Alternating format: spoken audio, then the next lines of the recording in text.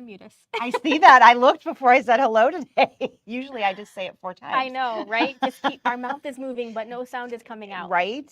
So it's Wednesday again. How is it already Wacky Wednesday? It has been a little bit wacky. It has been wacky. It's been a wacky week. Yeah, it's been a week. And this is only my second day of the week. Yeah, you weren't here for the ringer day. Like wringing out everything. Right. Your hair, your jacket. I think it's only fair though, because I was here for the other. You were here for the other? Yeah. Yeah. Well, we'll see how long this lasts, but we'll try it. I turned the fan off, so. Oh, whatever. So right. welcome. Thanks for hanging with us today. We are going to do something a little different. I mean, we've talked about multi-needles, but not much. Yep. For a couple reasons. The biggest one is it's really hard to get it all on camera. It is. We have some really unusual camera angles today. I'm just going to apologize ahead of time because I am sure you're going to see the back of my head a whole bunch today. So if you're wondering why I'm shoving her. If she's like, that's why. I'm like, okay, you need to move me if I'm in the camera. Right. I'm not going to see it. No. And we rearranged the classroom temporarily so that we could make this work. Yeah, so we're... in a different spot, and we're standing up, and we have the cameras behind us on different spaces. It's a little weird. So hopefully we don't run into either of the cameras. I already did that once. When I came over here earlier, I ran into that one. Yeah. It's there. But I looked and it was still okay. Yeah. So not too bad. So today we're going to talk about how a multi-needle is really not that much different from a regular embroidery. So it is embroidery only. There is no sewing component to a multi-needle, but you can do any type of project on a multi-needle. Yeah. It opens the doors for additional things that are a little bit harder to do on a flatbed, but there's really nothing that you can do on a flatbed that you can't do here. No. Sometimes it's just actually easier here. So, true. Very, very true. But, you know, a lot of people think, well, you know, I'm not running a business. Right. I can't have one of those. Well, you absolutely can have one of those. I was just having this conversation with my husband. That maybe I need one of these. Right. Well, I need a new one of these at home. Yeah. Well, and the top end, so we have a single needle that sits on the bed, and we'll show you some pictures, and then a 6 needle and a 10 needle. And the 10 needle part is actually right around the same price as the top of the line sewing and embroidery machine. So price wise, they're in the same neighborhood. So they're very close to the same price. I mean, we never know what they're going to do prices and, you know, what's going to change. But right now we're estimating this will actually be a 10 needle would actually be a little less than a new top of the line. Right. Of course, again, that might change. We never know. But so yeah. Maybe you have a luminaire and you're thinking you want some new features. Maybe it's not the Avenir. Maybe or it's the Radiance, but you want to try something completely different. That's right. You know, if you already have another sewing machine that you use quite a bit or something, and you really just kind of want to up that embroidery game, this is a great way to do it. This is kind of a twofold thing. One, to show all of you who haven't really looked at a that one's you. That's all right. It's okay. What picture? Your hair is really pretty. Picture. I can fix that. I have lots of buttons. Lots of buttons. Let me just push them. So, I forgot what I was saying. I'm so sorry. It's okay. We were busy looking at the purple in my I know, hair. we were like, oh, look at all that. Patches. That's beautiful. But yeah, so the I really don't have a clue what I was saying. That's okay. Wow. All right. Well, let's just talk about what's on screen because, you know, oops. There was a picture on the side of the screen. And when I saved it, it must not have transferred. Oh, I see. There's a space. You'll have to just picture. There's a cute picture of a multi-needle right there. Right there. Just imagine it's in that white space. That's so funny. Whichever one you like is what's one there. That's right. That is absolutely there. So yeah, they're lots of fun. So choosing a multi-needle, you've got a couple different options. Of course, we have both brands. When it comes to a multi-needle, there's really very, very little difference. You know, there's a little bit more in a regular embroidery because we have the Disney Right. And there's a few other things. But when it comes to multi-needles, even you don't have to have a business. I think that's what I was saying. Yes. And a lot of people think, you've got to want to run a business to want one of these machines. Right. I mean, I use mine so that I can have another machine running and just hit go and walk away and go work another project or something while it's running. Right. Which is fantastic. If you're thinking Christmas presents or whatever it happens to be, maybe you like to do tile scenes. This is a great tile scene stitcher because you can get 6 to 10 colors running without you having to do anything. So you put down all of your stabilizer and walk away. Yeah. Which is great. Yeah. And the nice thing is a lot of times you might have a design that has, maybe it has 7 color stops, but it really only has 6 colors because they do 1 color 2 times. And so, on your regular sewing machine, we've all done this, right? We try to skip ahead thinking that we'll be on the we'll be we're saving time in the big picture. Right. And we're going to do that second black while we're doing the first black. And then we and realize then the layers are all off. That there was a reason that outline there was of a the space. eye is underneath the eye. That's why they split it. But Right. with a machine like this, it understands that and it doesn't care. Nope. And so it will just goes go back back to that same color again, which is really cool. So it is definitely it can be for anybody. Yep. And I think a lot of people just assume, well, I don't need that. I don't have a business. Doesn't necessarily matter. If you have an embroidery only machine, outside of what price and what features, it's not really different than another embroidery only machine. It just has more things to offer you. Yeah, absolutely. So we thought we would show you guys what those were because I think there is a maybe kind of a misconception, like a prior misconception of not really knowing what it is, and you have that assumption. Yeah. And then, I don't need to look at that because I already know I don't need that. Right. Well, maybe you do. Maybe you do. Yeah. But there's also a lot of you out there that already do own a 6 or a 10. Yep. And maybe, because we don't talk about multi-needles that much, this is the day for you. So this is going to give you a little run through. We're going to talk about threading. We're going to talk about applique because that is something, the whole point of a multi-needle is that you don't have to be there for every color change. Right. But if it's not going to stop between colors, how do I do applique? Right. So we're going to talk about that and hopefully alleviate somebody's fear of how to do that. Right. And just talk about some of the really neat buttons that are in the machines now and how much easier. And they really have changed a lot. So what I have at home is a 6 needle, and it's a very old 6 needle. And the screen is horizontal. It's not even a vertical screen. That's how it's quite a bit older. And they have added so many wonderful things.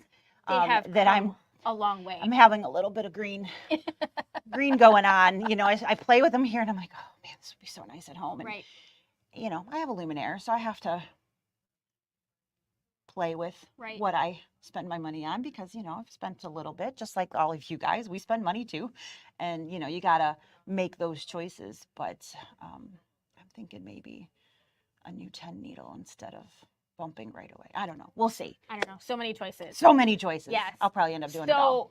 So why you might want a multi-needle, there's no more stopping, rethreading, and restarting for each color because we can put up to 10 depending on the machine that you have. You have a free arm, and this makes hooping things that are circular, think like shirts and bags and things like that, super easy. Hat hoops. Hat hoops is huge. Right. So many people ask us, I want to do a hat. And I'm like, do you have a multi-needle? And they're like, no. And I'm like, don't do it. Don't do it. And it is a night and day difference. Can you do one on a flatbed? Yes. Will it come out like you wanted it to? Probably not. Can you make it look okay? If with a lot of work. Right. But it's literally just like everything else here. You load, you push a button, you walk away when it's one of these. So hats are just phenomenal. Yeah. And tension, there's something about a multi-needle machine and the tension and the stabilizing that you need so much less. It just doesn't, it doesn't pull as tight. The hoops are slightly different, how they hold the fabric. Anything. The hoops are backwards to your flatbed hoop. Exactly. And this is a vertical bobbin versus a horizontal bobbin. So you do get a different stitch. Right. which technically is a higher quality stitch than a Right. flat horizontal.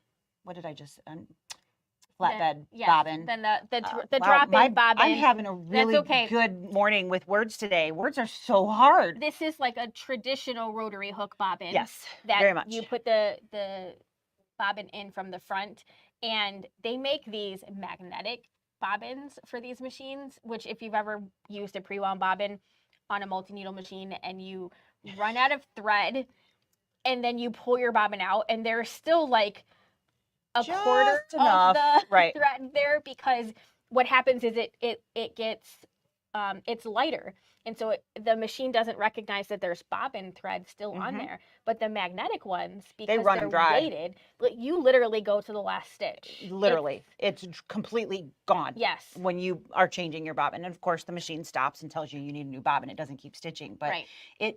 There's no bobbin waste. None. In these, and it's the magnetic core makes them stay in the bobbin case, so you don't have them rolling around on the floor, which, I mean, we've all dropped a bobbin. You're like, where in God's name did it go? It's under this, it's under that, you know, and then you have this thread trail that you're getting And you tangled. can't pull it And you because can't, it just keeps keeps unraveling, right? So I always, Tony still laughs at me whenever I, you know, it's those meatballs rolling off out the door. That's what my bobbins do. And yep. So he's like, I can't believe you say that. And I'm like, well, it's stuck in my head. I can't help it. It pops out of my mouth without even trying. You know, no filter.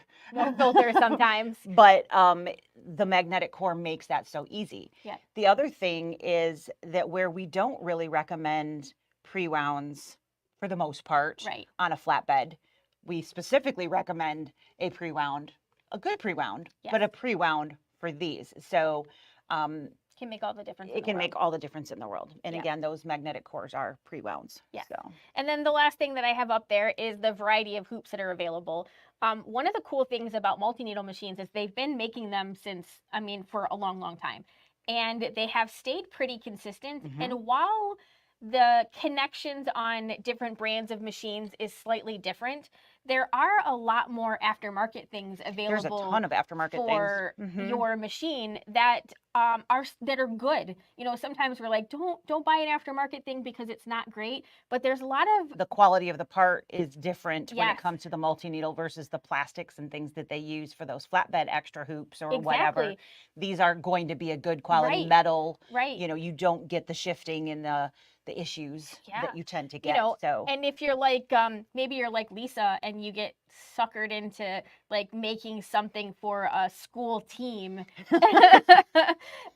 you know, they make like hooping stations and stuff that work with these things. There's some new magnetic bottom hoops that you just kind of snap the tops on. Yep. So they have all kinds of really cool things that make you a better hooper, like if you're trying to do like more than onesies of something. Right. And there is also not aftermarket, but Brother Baby Lock actual that are freaking awesome. Yes. So there are magnetic hoops, both Dime and Brother Baby Lock magnetic hoops. There are there's a shoe clamp. You can stitch on the back, like the heel area of a shoe. There is a shoe clamp hoop that you just pop your shoe on there and it stitches on it. Right. And it's easy. Right. It's not complicated. So, you know, there's a lot of specialty things that are available for these machines. I'm not going to pretend that they're super inexpensive. All of those specialty things are going to cost you a couple pennies. Yeah. But they are there. So if you have a niche market in something and you like, I want to do this, we can probably find you the hoop for that. Exactly. Because there's some really, really neat things out there. Whereas those things are not available for our flatbeds. Because it's a flatbed. There's nowhere to put your shoe. No way to put your shoe in the machine. I mean, I have done some pretty crazy things in my flatbed. I have sworn a lot while doing it. That's the neat thing about these machines is it makes those weird things much easier to do. It is absolutely designed for the weird. Yep. Absolute. So what we have here on screen are the single needles. So this you can see the force. We have a single needle multi-needle. Single needle multi-needle is exactly what this is. So it's got the body of a multi-needle and it's got a little thread stand at the top that you can put 4 different spools on, but it does not automatically change from one color to the next. It has one needle. It has just the single needle. So you are pulling through those threads. Mm-hmm. Notice I said pulling through, not rethreading Right. on everything. What we do is we simply tie a knot and pull through. We've talked about this with serging and many different things before. So it's very, very straightforward and very easy to do. So we'll actually show you some of that here in Exactly. a little bit. So you get the benefits of having the multi-needle style. You definitely don't have the multi-needle price. Right. It's substantially lower, but you do have all of the same things that are available. So you can for do like hats. the 6 needles. So the brother one, it doesn't come with the hat hoop, but I found a picture. But you can see the picture with the hat with hoop the on hat there. hoop on there. And this is doing like a real baseball cap, Yeah. like not a flimsy watch cap. We're not talking about those kinds of things, but actual hat with a form to it. Stiff brim. The stiff brim. So those are super easy to do on here. And on these machines, all of the specialty hoops that fit on the 6 and the 10 will fit on these two as well. Yes. Which is really nice because that was not the case in the former. For the formal single. Right. Former single. Wow, that needle is words multi-needle. Tough today. Single multi. Single multi, yeah. And single malt liquor. I think we drank some of that before we started today. But yeah, so this gives you that pass key into, I can do some really fun things and get into some hard places. Right.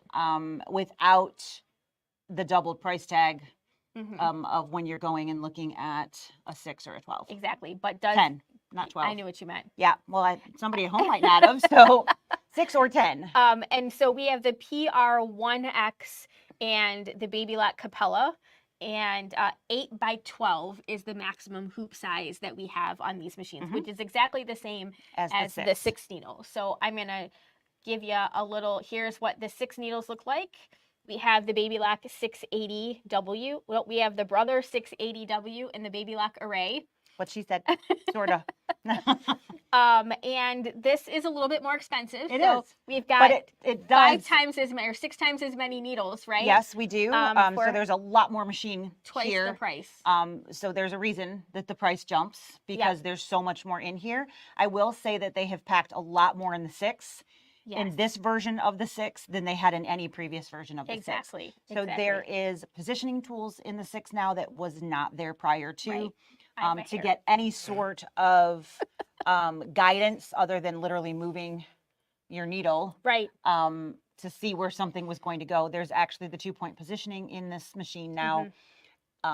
So they kind of close the gap between the 6 and the 10 a little bit. Yep. They've made there's the ability to resize, and all of those things are in here. So they also added the Wi-Fi capability on this. So that means I did the update on this machine this morning via Wi-Fi. So we didn't have to put in a USB and do that not that that's the hard way, but do it the hard way. I was able to just push the button. And the only thing that is right, the only thing that's a little different between the Brother and the Baby Lock here is the 6 needle Brother also Art Spira capable because it's Wi-Fi? Yes. So Brother has an Art Spira app. So they have an app that you can use for your machine. So Disney doesn't come on a multi-needle machine, so that doesn't make Not only does it not come, it is not compatible. Right. So that is a very specific difference, which is why I said there's really not a lot from the Baby Lock to the Brother versions, because one of the biggest differences is I want to stitch Disney, so I want to go with Brother or whatever. This one, it is not compatible with any of the copyrighted. So because it is a commercial grade machine, they don't allow Disney to be done on it because it's, it's a non-commercial option. Right. So that's where your flatbeds have that little extra advantage there. Exactly. So at this point, the only thing that is significantly different is the Art Spira app. That is the only thing that you have on Brother that you do not have on Baby Lock. I believe that is correct. And some people really like being able to send a design from their phone to their machine, and that is really the only thing. So if you were coming over to us and asking which one should I get, do you like the screen to be which pink? which one can I get to you faster? Yeah, because there's really not exactly. Just that app. That's it. It's there's no difference in the machines themselves. You know? And that's the one that we're gonna be on the Baby Lock array today. Yep.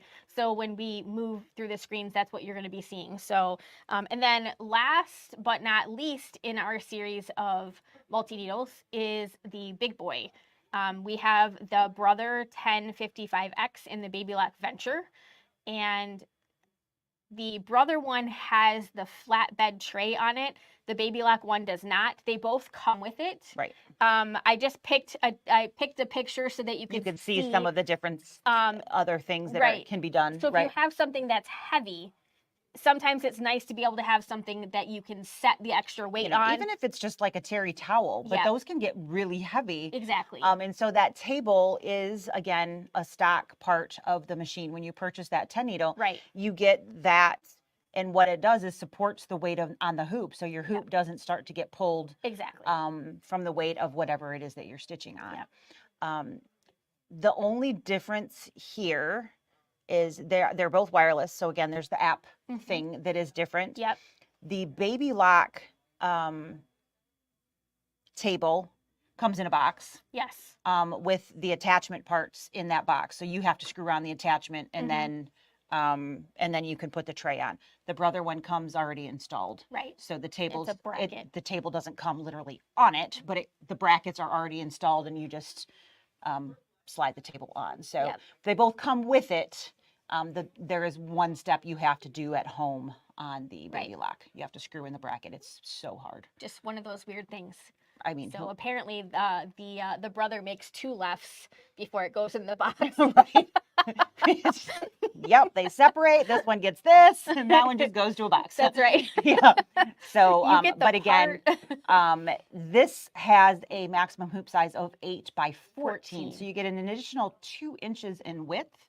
But they're both, all three, depending on how you're looking at it, going to be an 8-inch width. Yes. So difference here is your hoop is sitting horizontal instead of vertical. Yes, and there is a 14 by 14. There is. Multiple. So does that mean that it stitches all 14 inches in both ways? No. It doesn't. It is a flippable hoop. So basically you would have a split design. You would stitch the first half. So you would stitch a 7. Right. Actually, there's an inch overlap. So you really do stitch like an 8 by 14 field. Yeah. And the center is feathered together so that you can't see where one picked up and the next one blended in. Right. And that is, you can purchase them that way. You can split them in software. It's not hard to do. But what that does basically, the camera that is in the 10 needle, because there's a camera in the 10 needle, which is really cool. It actually says, okay, here's where my edges are, and it has you place the stickers in the hoop so that when it flips it, it can find that and know right where it left off and picks that right back up. So it's a pretty slick process. Jacket backs are amazing. 14 by 14 inch field is just a beautiful thing. Yeah, it's very cool. So lots of things that you can do on these machines for sure. Yes. So we have the design center on the 10 needles because we also have the camera, so that separates them a little bit from the 6 needles. Yes, so all of your wonderful quilting features that are built into the design center or IQ Designer, depending upon which brand you work with, are on this machine as well. So there's a lot of quilting options here too. Yes, which is fantastic too. And then the last little slide here, I have just a couple of pictures of some of the different things that we were talking about. So there is a picture of what it looks like when we're putting a hat onto our hat frame. So you can see you're actually hooping something that is circular. It's not flat. And then we have these clamp frames. We were talking about some of the such cool a cool things. frame. Yeah, it's really cool. It just kind of clamps in on itself and makes like difficult projects super easy. So much easier. It's you put the hoop in the machine and then you put your item in there. Yeah. And it's just like so easy. And they have like I don't know if their nickname or the whatever, a flash frame, because it's a flash to hoop. Yeah. It's just so easy, and that's they're called flash frames. For a good reason. For a good reason. Yeah, they're really cool. And then that bottom left there are the jerkies. So we were talking about some third-party different options. Jerky has a ton of multi-needle options. I mean, a ton of them. Yeah. Their fast frames are very popular. and as you can see, they come in lots of different sizes and shapes and things like that too. Absolutely. So. And then Brother has magnetic frames. So the difference between a dime frame and a magnetic frame from Brother or Baby Lock is a solid top versus multi-magnet top. The multi-magnet. So those are just it's just like I said, a sampling of the different things that you can get with the machine, but some of the things that we just a couple. Like we said, there's a ton of fun things out there. That's right. By all means, if you already have a machine and you're trying to find a special size something, give us a call. We'll see what we can find. Absolutely. For sure. So that is some of the stuff that we wanted to share with you about the different machines. And now we're going to move to the cameras and we're going to show you some hands-on stuff on the machine. All right. So we are working on the Baby Lock array. And are we going to start with threading? I think so. Okay. So we're just sliding around here. So this is the scary front of the machine. It does absolutely look a little bit different than what our minds tell us a machine might supposed to be looking like. Right. But it's not as scary as it looks. It looks like there's a lot of things that you have to figure out, what do I do with this? It's very, very straightforward. Mm-hmm. So we have 5 needles already threaded. I was just going to walk through this number 6 over here, which is the one that's closest to me. Not that it matters a whole lot, but the machine's number 1 to 6, this direction here. So back here, the 6 needle has kind of a V-shaped thread tree in the back. The 10 needle has 2 bars. So if there's 2 rows of 5 threads, and you basically alternate back and forth from the front row to the back row. On either machine, doesn't matter which type, you're going to go from the back to the front. So I'm going to simply go through here and see if my contact will work today. Haha. And we have holes in there so that the thread doesn't pop out. Yes. Ooh, the camera is going down. There we go. All right. So from all of these different things, we're going to go always from the back to the front, moving our way towards the needle. There is the hole that's right above, and then there is a guide here. It's going to be the same on your 10 needles as well. It's much easier to stand in the back because I can't actually see where the hole is where I'm at right now. So I might have to scooch around because I'm flying blind here. So one of the other really neat things is there's some great tables and things that you can get as part of your bundle. And so when it's on wheels, you can just kind of turn the machine around to get to where you need to go. I'm currently walking around it, which is a little bit longer, but it's okay. So we've got this guy up here, and then there's a second one of those in the back. There are 2 little clip type things. You need to make sure that your thread is underneath each of those. So we're going to go through the guide here. Sure we are.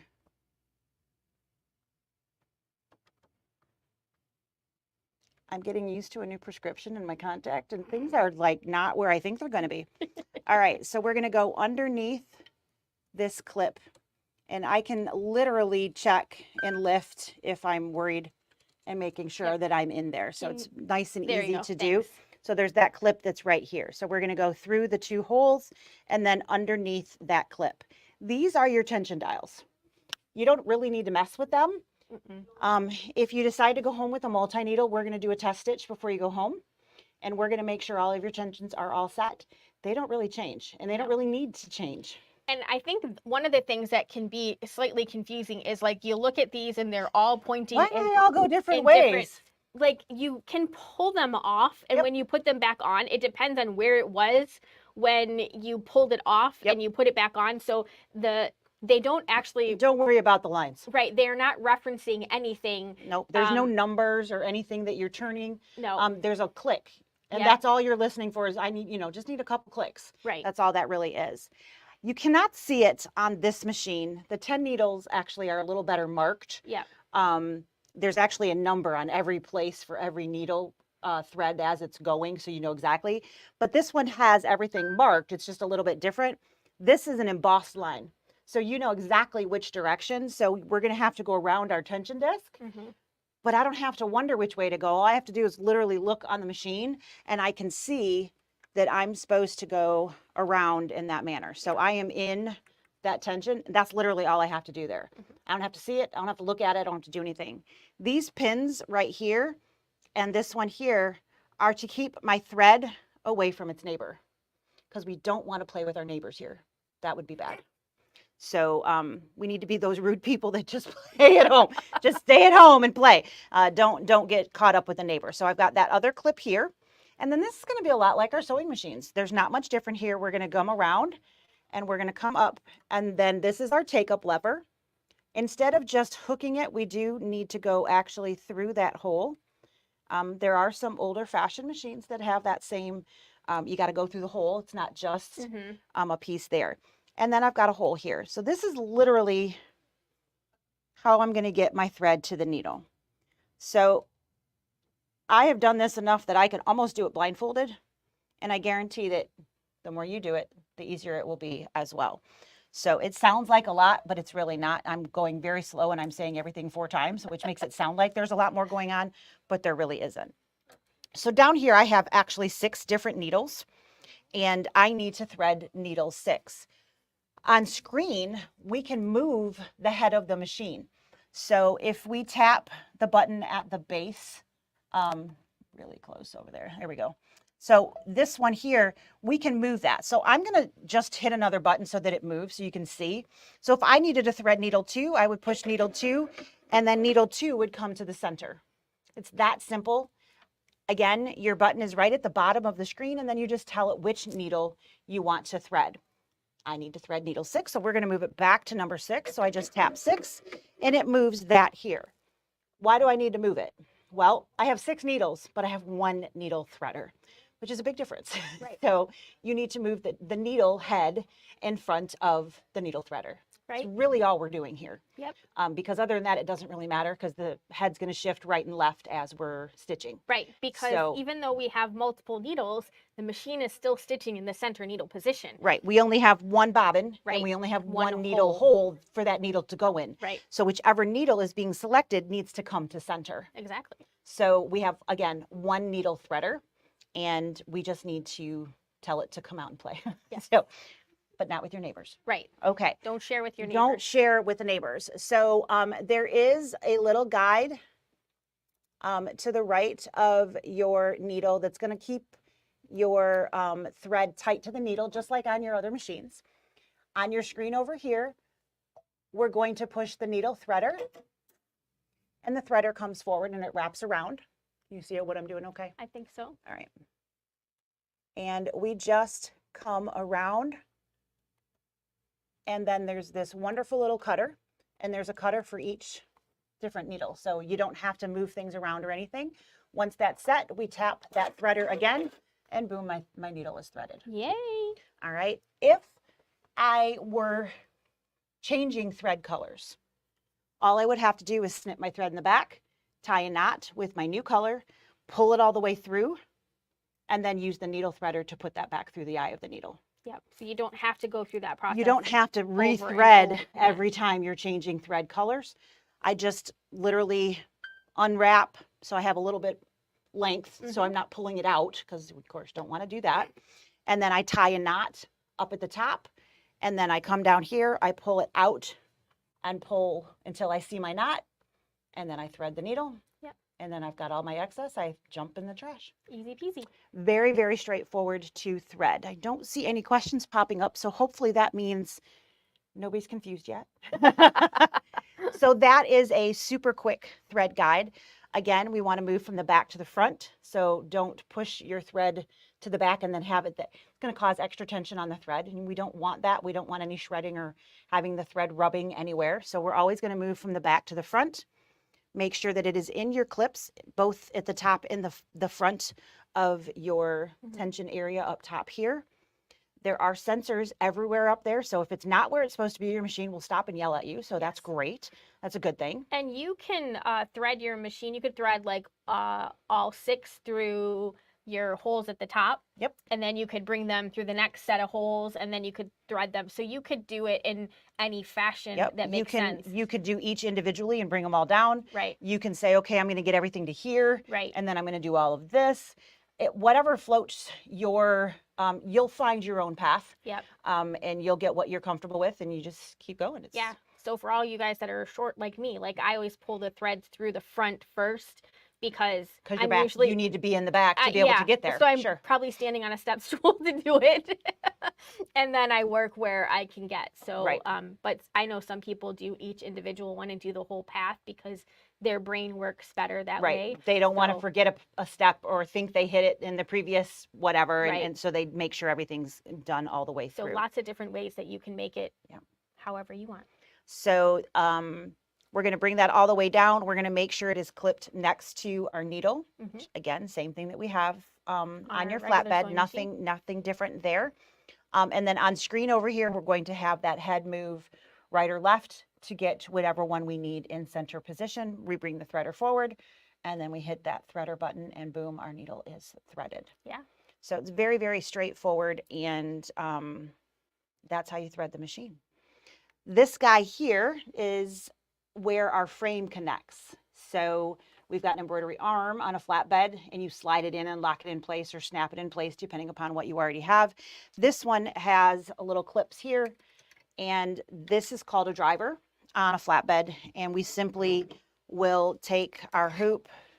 You kind of slide it underneath and push that underneath in here. Now I can tell you that if you pinch your finger in there, it's not going to feel very good. No. I'm sure you don't have to ask me how, I already know that. So I generally will push from here or even the front of my hoop until it locks in place. Yes. Keeping your fingers out of there will keep you from getting pinched and make some really nice blood blisters. Yes. And on a multi-needle machine, you can put your hoop in this direction or that, so it does not matter. I can literally flip this. So if you accidentally hooped upside down, just spin your hoop. But don't forget to also spin your design. Right. I don't remember who, it's been so many years, but somebody was like, I remember you telling me that if I hooped upside down, I could, flip that. And I did, but I forgot to flip the design.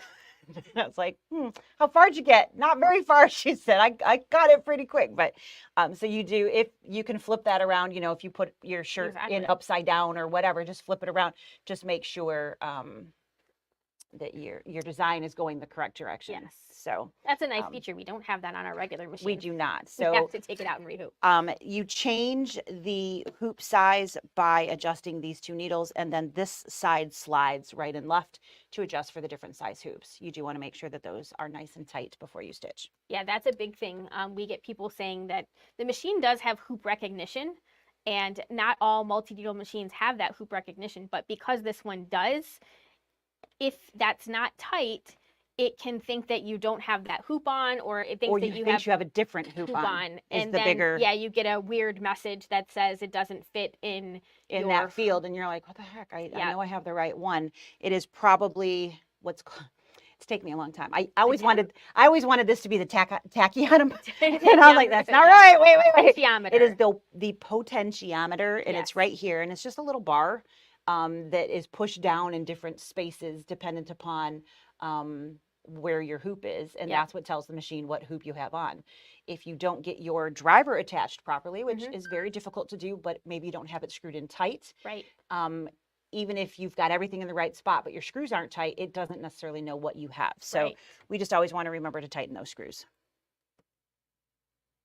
All right. So Robin says, this is my first live. I'm trying to learn as much as I can about the BB lock array before I purchase my first embroidery machine. How fun. That is super exciting. Yes. Welcome. Yes. Thanks for joining us today. We have definitely got lots of options for multi-needle lessons. So if you are somebody out there that's bought your machine from us, just because you certainly don't need to bring your machine in every time for a lesson, we will use one of our store machines for that. but we also do Zoom lessons, and I will more than happily do that for a multi-needle machine as well. So I actually have a customer, we've done multiple. Yeah, you're getting good at that. Getting really good. So I got this down. I already know how to do it and make it work. So lessons are certainly an option, and any purchased machine comes with lifetime free lessons on how that machine works, and that includes our multi-needles. Exactly. So lots of options for learning. So thanks for joining us today. All right. So how to attach the hoops. Do we want to talk bobbin? Yeah, we were talking about the driver. It comes with more than one driver. It does. Because there are multiple styles of hoops, and depending upon how wide or how narrow the hoop is will depend upon which driver. And sometimes, like those third-party hoops that we talked about, sometimes and it'll tell you need to use the B driver instead of the A. This is the A, and it's very clearly marked over here. I don't think you guys can see it on camera, which is fine. But there's a bright red A literally embossed right onto the machine. Onto the driver, excuse me, and the B driver has a B over there. So it's very clear. They're actually a little bit different colors, so that is also helpful. We talked a little bit about the 14 by 14 hoop. That uses the B driver instead of the A driver. Very easy to swap drivers. Yes. Some of those magnetic hoops have a special driver, so you wouldn't use any of these. You'll use the one that comes with that particular hoop. So the bobbin, like we talked about, it's a more traditional bobbin. So this has that magnetic core. Yep, there you go. So you can see the green, that's actually the magnet. And I have to work to get that completely free. So it snaps back in there. I'm sorry, I don't know if so if I am threading this, it's backwards in the aspect of we're threading it in the back. So it ends up being the same, but we're threading it in the back and then turning it and putting it in the machine. So on this one, we want our tail on the right-hand side because we're on the back. Like a number 9. Number 9. So we want that to look like the number 9, not the letter P that we always have been telling you all these years. But it will turn and then end up being there. But we're going to literally just let go, and it snaps right in there, and then it won't fall out. Which is really nice. No meatballs. No meatballs. All right. So threading this is super easy. There's the large opening at the top here. That's where your needle is going to go. There is only one other opening anywhere on here. So as long as you're not trying to go for the needle space, you're going to get it right. Right. All right. So we're going to go right into that little groove right there. And then we come up here and it will pop into this little clip right there. That's literally all there is to do to thread your bobbin. And then when you're going to put this in the machine, there's that hole in the center. It slides right on there. Here's the important thing. You have to hear the pop. It's got to click into place. You can place this all the way in by holding the little door lever, whatever you want to call it, open. It will go all the way in and you'll be like, nope, it's all the way in. I'm good. Can't go back any farther. But if it didn't click, it's not locked into place. And it's very important for that to happen. So you just want to set it in there and then push, and you'll hear that click. Very, very important that you have that happen. You can leave this door open. You can close it. Doesn't matter. It will run either way. There is no sensor. There's no sensor that will stop anything from working, whether this is open or closed. Right. So that is a bobbin. You want to talk about screen? Yes. Or did you want me to swap you? No, we're You're good? Okay. All right. So here we have the fancy dancy screen. So just like our regular embroidery machines, we have a screensaver that I should just turn off. You've tapped that like 5 times already. I have, right? It's like my little pet peeve. So at the top corner here, I have the home button, which allows me to go back to like the main screen. On this machine, it wouldn't go back to sewing or anything like that because we don't have any sewing.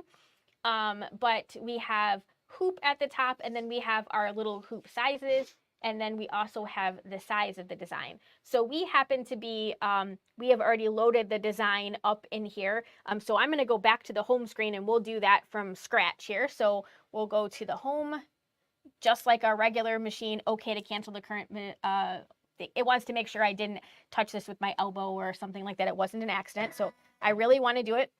And here is my main screen. So it's very similar if you have a brother or a baby lock machine.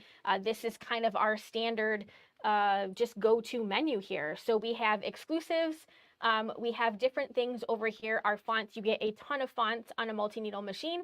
And then along the bottom here, this is where you can bring a design from. So if I saved a design from the machine, if I have a design on a USB stick, if I'm bringing it directly from my computer to the machine, or if I sent it via Wi-Fi. That's what those buttons are on the bottom. So we do have a design in the USB stick here. So and quilty Christmas. Yep. And we're just going to do the design? Yeah. So that was in the postage one, I think, the sending something. Sending holiday. All right. So which one you pick. Here we go. So I'm just selecting a design, and then just like my regular machine, once I pick the design, I can see it in this instance. It's 3.5 by or 3.15 by 3.15. I just hit the set button, and the display is a bit fuzzy. Can you please adjust that? I cannot adjust that, unfortunately. So the thing about LCD screens and fluorescent lights and lights is that we have some glare. So you'll just have to, if you're sitting in front of your machine, I am saying what I'm doing, but you should be able to follow along.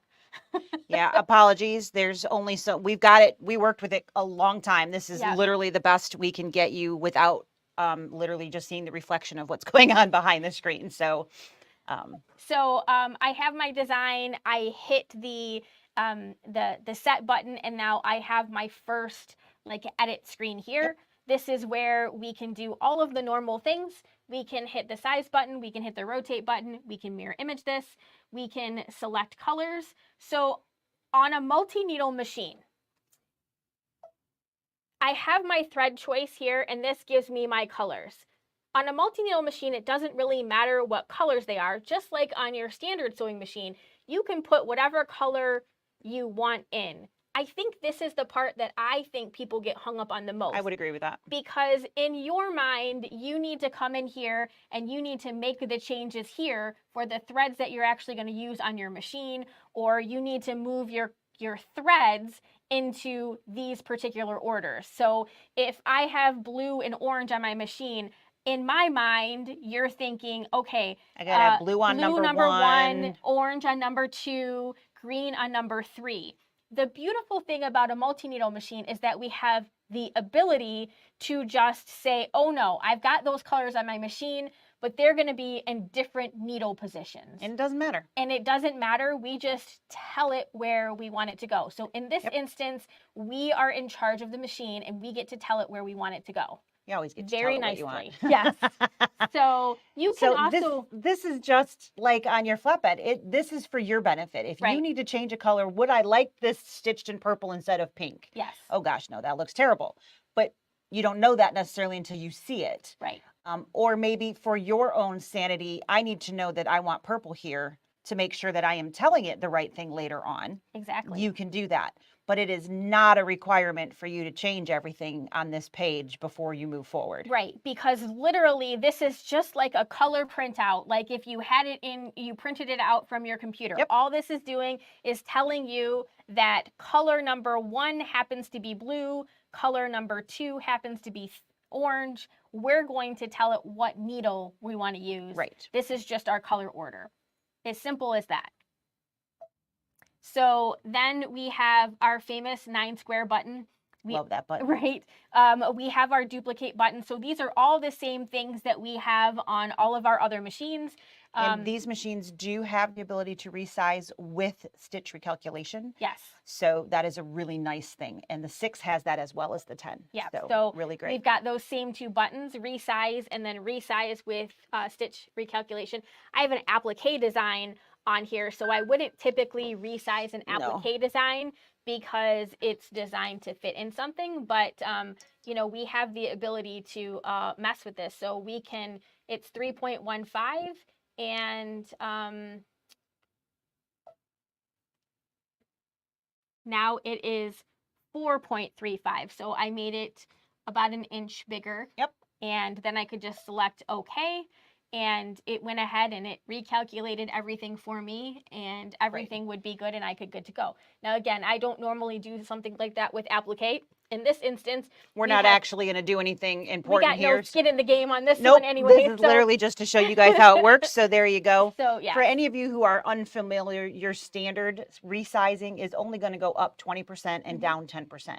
Yeah. So you got a little wiggle, but not a whole lot, and it doesn't change the stitch count, which is why you have those limits. For the recalculations, you can go up 200% and down 60% because it is readjusting the stitches. Yes. So a big deal, for sure. And always test that before you put it on your for sure.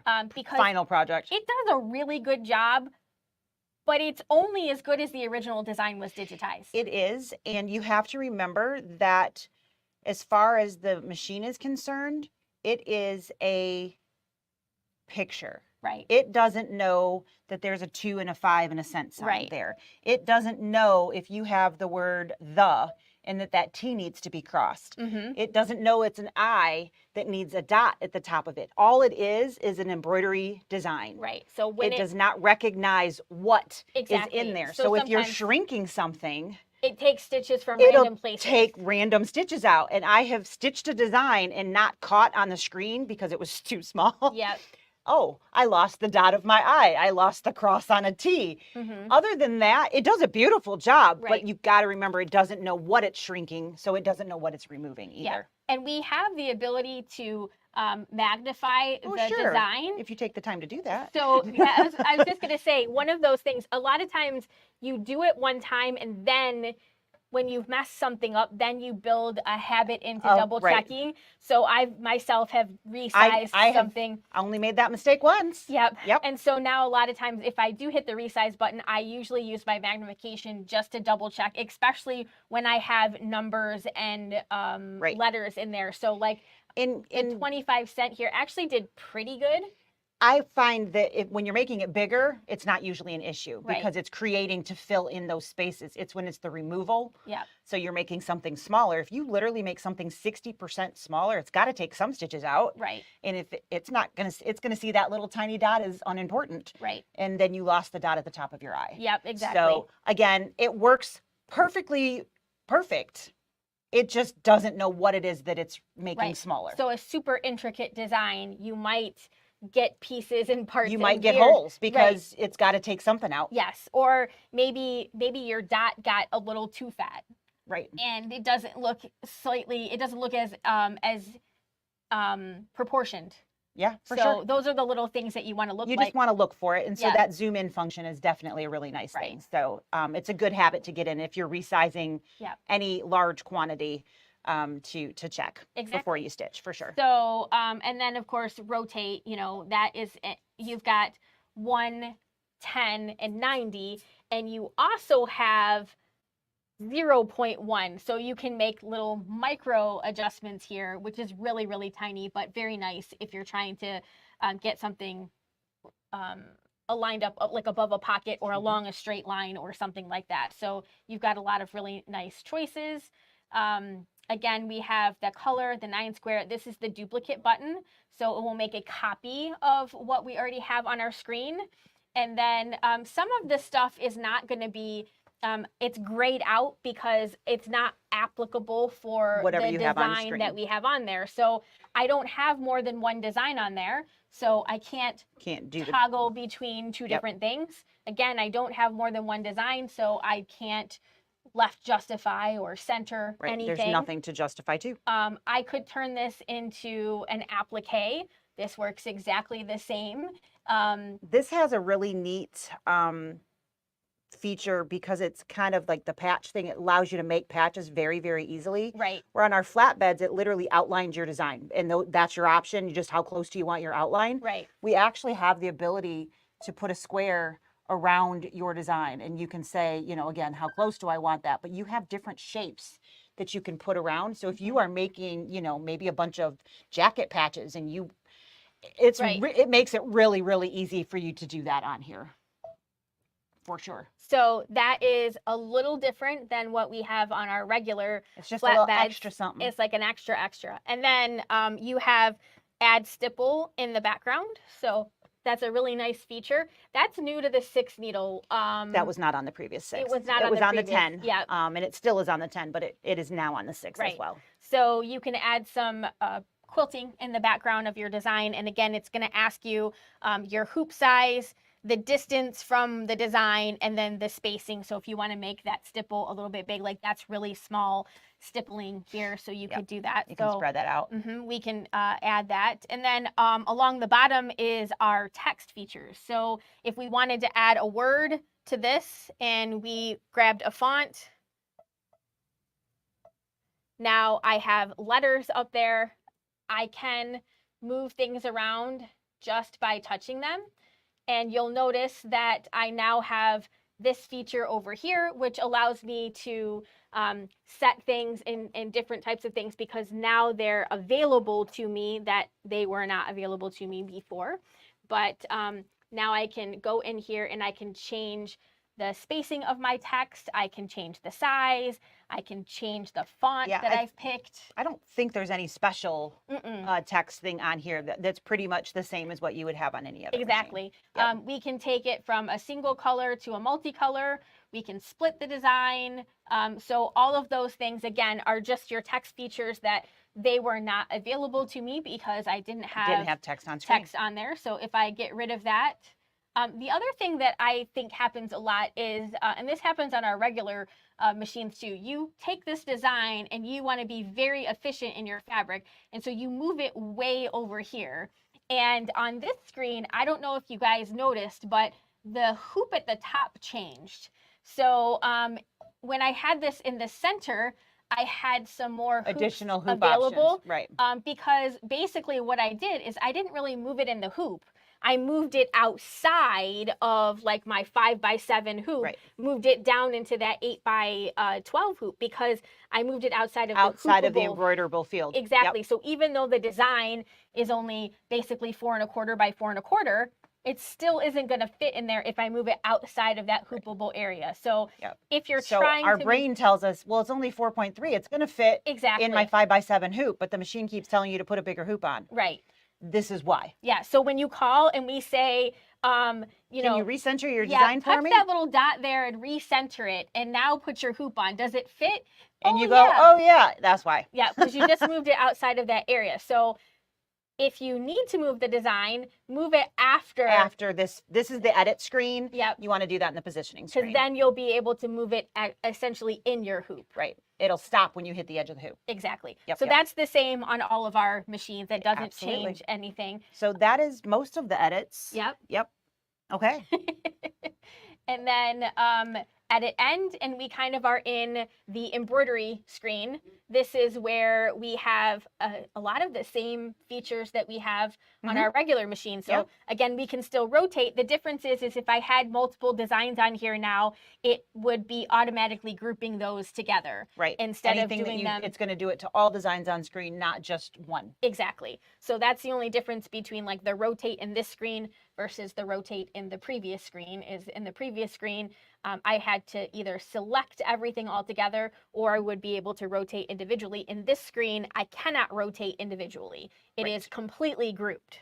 Yep. So if you're frustrated why you can't move your letters in your name anymore, it's because you're in the wrong rotate. Yep. Go back a screen. Go back a screen. And then you'll be okay. And then we have our basting frame. So if I want to put a basting box around the outside of my design, this will help hold things together. Again, we have this feature on our flatbed machine, so it's not new. Then we have the buttons over here. These are the same type of buttons that we have on our regular machine, which is to color sort, to make it monochromatic, to check the corners. So these are all features that we have on a flatbed. On a flatbed. Yep. What's that one? That one's your stops and your no-sews. Okay. That one's important. That is a different button. And on older versions, it doesn't look like that. This feature is the stop feature is available. Right. The no-sew feature is new. Yes. To this one, but this was in the next screen previously, wasn't it? You didn't do that when you did the wands? There's a hand on there, but we'll talk about that when we get there. Okay. So this is where you pre-program. Okay.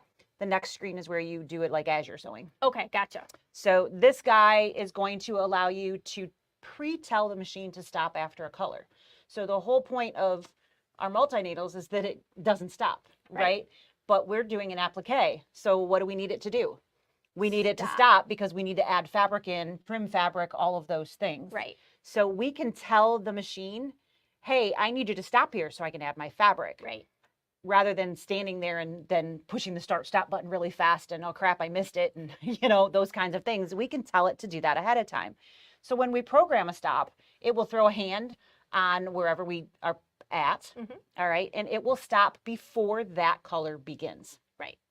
So it doesn't do any good to put it on color number 1 because we're already stopped at the beginning of that color. Right. So don't ever put a hand, well, you can, but it's not going to do anything if you put a hand on color number 1. So if we're doing applique, our first thing is going to be our placement line. And we can see that picture right here. I need to go to number 2. Am I pushing the screen out? Sorry. Nope, you're good. And put a hand there so that it will stop after it stitches color number 1 so I can add my fabric in. Yep. If there's other things that we need to do, then we need to continue to add those stops. So color 2 is going to tack it down. What do I need to do then? Probably need to trim. Depending on the pattern, maybe I trim then, maybe I trim later. Right. So you can leave it or whatever until you need it to do that. But so let's say, I don't know what color it's going to be. If I wanted to trim before I do the satin stitch, right? Yes. So that's the satin stitch that goes around the outside edge. I want it to stop. Yep. So I can trim my fabric before it does that. Yes. So you have to think of it as, instead of I need to trim after color number 1, it's I need to trim before color number 2. So or I got that backwards for a really long time. 5. Yeah. So to specifically make that clear, when you're pre-programming, you're telling it to stop before it stitches whatever number you put that hand on. Yes. So I'm going to tell it, I need you to stop here and I need you to stop here. One's going to be to place the fabric. One's going to be to trim the fabric. Yep. Everything else, it's going to just blow through my, and switch colors all on its own. Exactly. And that's all there is. This one, that's our no-sew. It is no-sew. So if there's a color you want it to completely skip, maybe I don't want it to do the 25-cent thing in the corner. I want the snowflake, but I don't really want it to look like a stamp. Yeah. Just just skip that 25-cent thing and it literally will come off the screen. So I'm guessing that's not that one. I don't know what color I'm looking for. That one. So there's my 25-cent. I tell it to no sew and it literally comes off the screen. And that It'll one just is skip it on that stitch, not before, not after. It is that specific one. Yes, Yep. It's going to completely skip all of those stitches. One thing that I have gotten a couple questions on when it comes to no sew is, well, I only want to skip part of red. So maybe the red snowflake and the red 25-cent was the same color stop. It wouldn't matter. I would have to stitch all or nothing. There's no part. Unless you go into your software unless and you have it split it. Right. But in the machine, it's all or It's nothing. all or It's nothing. this whole color stop. Yep. It is not back and forth. So once we have that, those items will stay in our list. This guy here, it will give you your corners, but it also gives you a 2-point positioning. So, it went out. It absolutely did. So she's looking at why the camera, you want to try turning it off and back on and see if that was weird. Yes, it was. So the no-sew, we'll take that away. There we go. And then this guy here, it's got the 4 corners and the crosshair. That is going to be my 2-point positioning. We have talked about 2-point positioning in the past, that literally you choose 2 points on screen and it moves and adjusts your design to fit that. So that is this guy there. Once we are done with all of our positioning, we hit embroidery and we go to the embroidery screen and it tells us where we need to put what colors. Yep. Which is really kind of cool. But we don't have to listen to the machine if we don't want to. We do not. We have all the control. We absolutely do. So over here, it's going to tell us what needle it's going to go to for those different color stops, excuse me. I don't know if you guys can see very well, but it does not go 1, 2, 3, 4, 5, 6. It does not? No. because it remembers what I've told it in the past. Right. So if I told it I had green on number 4 and I need green, it will put number 4 needle next to the green that's on the screen. Right. So the computer's very smart, but you can still outsmart it anytime that you need. Yes. My watch is really glad that I'm moving my hands around. I'm like, what are you buzzing me about? So there's 2 different ways that you can tell the machine easily which needle to go to. You can swap. Right. So it says color, I don't know, what do we got? Black. Is there a red? There is a red, number red 5. on 5, but red is on 2. So I don't know if you guys could see that up here, but we have red on needle 2 on the machine. It's actually threaded. You can see it right behind the screen right here. And you can see needle 2. Yep, and there's your thread. So it's got the numbers 1, 2, 3, 4, 5, 6 on there. Perfect. And you can open and close that as many times as you want. And I want to tell the machine that I have red thread on needle 2. So I go to the swap button. I tell it to put red to needle 2, and I get this big arrow. This is the mistake most people make. They hit the OK because they think they swapped them. Right. You didn't swap it until you actually hit the swap button, which is this guy here. You see that and you're like, awesome, let's go to the next thing. Right. You have to hit the swap button. So the red color is going to show up over here now, and the yellow is going to show up over here as soon as I hit that button. So there's my red, there's my yellow, and now when I come back here, it's going to go to needle 2 for my red. Right. So I can teach my machine where to go. Right. That's more like, that's a permanent change. It is a permanent change, one that we can change anytime we want. Right. But it is telling the machine, go to needle 2 because red is there. Right. And so if we're doing, especially if we're doing more than one of these. Yes. Or we're doing a variety of designs that are all going to use the same colors. 6 colors. Teaching your machine, I put the green that I'm going to need on needle 1, the red I need on needle 2. Yeah. Then it will remember it the next time, and you're not going to have to change them all. Right. It'll just know what you've got where. If we want like a temporary we just change. want it quick, I don't want to teach it anything. I just want to tell it where to go. That's your favorite thing to do. That's right. I like to tell it what to do. And we have like a magic wand. We have a magic wand. You want a magic wand? Wave your magic wand. So the magic wand does not teach the machine anything. Right. And after it finishes embroidering, it will forget, and the magic wands go away. Right. So it's like, the clock struck midnight, the magic is over, right? It's done. It is done. So to do that, it's pretty simple. Yes, you're going to select the color that you want to change. So if I want the orange to be on color number 6, I'm going to touch 6. Yes. And there's a little magic wand and then on that color. I can physically see right here on the screen that it changed to 6. Yep. So I know that that is where that color is going to go. And then again, I just select the OK, and you can see it. And you can also see like a visual, hey, just to let you know, you swapped that. It's temporary. It's not going to stay. It's not permanent.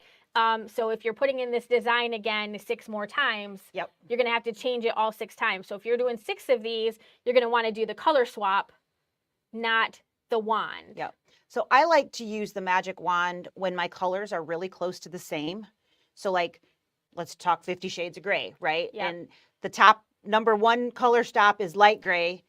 Number 2 color stop is medium gray. Number 3 color stop is a light gray, but it's not the same light gray as number 1 was. And you can't look at the screen and know what one is what. Right. So I put color stop gray from my list and my instructions on needle 1, and I magic wand to needle 1 for that color stop 1. I just say, go here. I don't need to teach you a dang thing. Just go here. Right. Because then I don't have to worry about it. Yep. And I don't have to try to figure out the difference from one gray to the next. Right. So I definitely use both features. It just depends on what the project is, which one I really worry about. Yeah. And some people, your brain works differently. Absolutely. So I know people who only use the magic wand because in their mind, they physically can see that color number 2 is now going to number 6, to the needle number 6, and they don't think about it in color wise, they think about it in needle wise. And you can look at your number 6 and go, yeah, that's what I want. Right. And some people are color oriented. And if you're color oriented, you might find the needle swap or the color swap to be easier because you can physically see the color on screen. On screen, and either way is doing the same thing. Yep. But people, you can some people it's easier for them to visually see it in one way or the other. But what your comment about if I'm going to make more than one of something, Yep. it is definitely time smart to tell it my red is on 1, my green is on 2. Yep. So that next time you don't have to reprogram your magic wand everywhere. Right. It's just going to go to the right needle, right, because you don't have to do it all over again. Exactly. So 2 different ways, neither of them difficult. It's just a matter of your preference.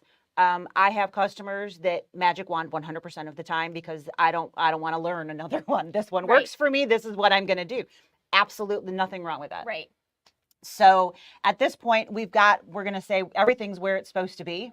Again, we don't actually care because we're not stitching anything. So Right. we have some colors that mean nothing to us up there, right? But you would want to double check and make sure. If you have a 6 needle and you have a design that has 8 actual colors, Right. you will get a red bar underneath the 6th color. The machine will stop and ask you to add the next 2 colors. Very straightforward. Again, you just tie them on, pull it through, and you're stitching again in less than 5 minutes. So not a big deal. And that's an automatic stop. It will automatically stop when it finishes as much as it can with the 6 colors that it has on screen. Right. Or on the machine, excuse me.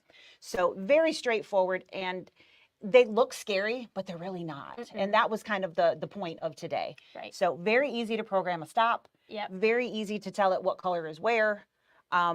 And let the machine do some work for you, right? Exactly. So we talked a little bit about that hand that is on this screen. So if I forgot to pre-program, I'm going to be standing here anyways because it's an applique. Right. Right? So I'm not going anywhere until my applique is set. Exactly. So I could just hit go and then hit this and it would stop when that color was over. Right. So it basically adds in the program while you're stitching, and it stops at the beginning of the next color. Right. When you hit that little hand. It's called a reserve stop. I forgot stop is what that means. But Right.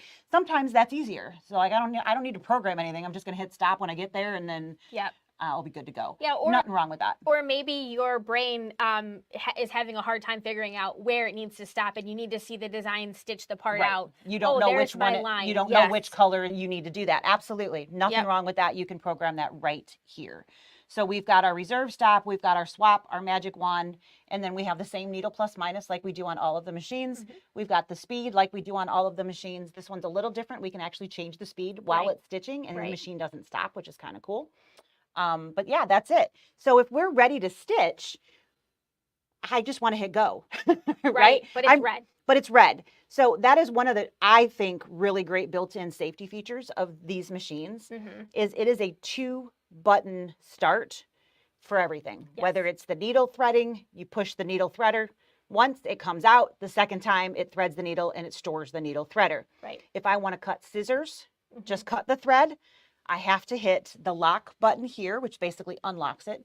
They need to change the word on the screen. But it says lock. I hit that, and then I hit the scissors. If I want to start, I hit the lock button, and the button will turn green. Then I can hit go. The reason that they have that is that it really hurts if you sew your needle or sew a needle into your finger, or so I hear. But if you're accidentally just kind of chilling and you bump the start stop button, it's not going to sew. It is a safety feature to make sure that there's nothing underneath the needles before you start sewing. The way the scissors work is your needle goes down and then the blade comes out underneath the frame. Makes sense. And cuts. So anytime that needle is going to drop, you have to hit that unlock button first. Right. So that's what that does. Notice I didn't touch my go button, and after I think it's like 10 seconds, it goes back to red. So it's, again, a safety feature that I didn't mean to hit that. Just hang out for a second, it'll go back. Yep. So we told it to stop before color number two. So if I hit go, the machine is going to stitch. I don't know, can you swap? Perfect. There's a really bright light, which is awesome, but it makes it hard to see, so sorry. So, oh, I forgot you put a basting stitch on there. Oh, yeah. I'm like, what's going on? All right, let's do.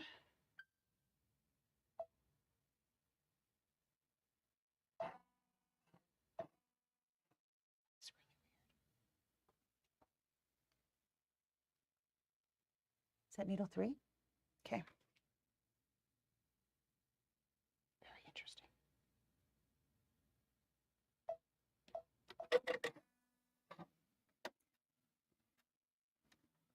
Like, did I put the bobbin back in?